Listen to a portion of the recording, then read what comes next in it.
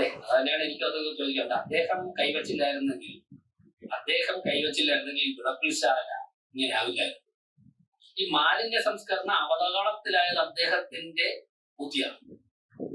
അദ്ദേഹത്തിന്റെ ബുദ്ധിയെന്നോ ബുദ്ധിശൂന്യതോ എന്നോ പറയാം. അദ്ദേഹം തന്നെ ഞങ്ങൾ ഇന്നൊരു മീറ്റിംഗിൽ പറഞ്ഞിട്ടുണ്ട്, ഹൈദരാബാദിൽ നന്നായിട്ട് നടക്കുന്ന ഒരു പ്രോജക്റ്റ് ഇവിടെ നിന്നും ട്രെയിനിൽ വിളപ്പിൽശാലക്കാരെയും ഇവിടെയുള്ള ആൾക്കാരെയും ഉദ്യോഗസ്ഥരെയും കൗൺസിലർമാരെയൊക്കെ അദ്ദേഹം തന്നെ നേതൃത്വം കൊടുത്ത് കൊണ്ട് കാണിച്ച് വിജയകരമാണെന്ന് ബോധ്യപ്പെട്ടതിന്റെ അടിസ്ഥാനത്തിലാണ് ഇവിടെ നടപ്പിലാക്കിയത് അദ്ദേഹം പറഞ്ഞു. എന്നിട്ട് പൊളിഞ്ഞു പോയി. ആരുടെ കുഴപ്പം?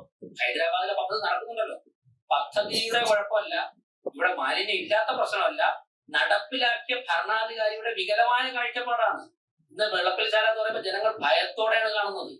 ആ ഒരൊറ്റ പ്രോജക്ട് അവതാരത്തിലായതോടുകൂടിയാണ് കേരളത്തിൽ വേസ്റ്റ് മാനേജ്മെന്റ് മുഴുവൻ തകിടം പറഞ്ഞത്. അപ്പൊ അദ്ദേഹം ഈ പറഞ്ഞയാൾ തിരുവനന്തപുരത്ത് മാത്രമല്ല പ്രതിസന്ധി ഉണ്ടാക്കിയത്.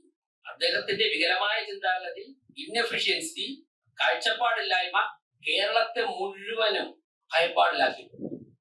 അത് പരിഹരിക്കാൻ തുടർച്ചയായിട്ട് വന്ന ഭരണസമിതിക്ക് സാധിച്ചതുമില്ല.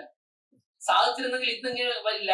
എന്തായാലും തിരുവനന്തപുരം പട്ടണത്തിൽ ഇവിടെ നിലവിലുള്ള സിസ്റ്റം വെച്ച് ഭംഗിയായിട്ട് വളരെ മനോഹരമായിട്ട് ചെയ്യാൻ പറ്റുന്ന തരത്തിൽ ചെയ്യുന്നുണ്ട്.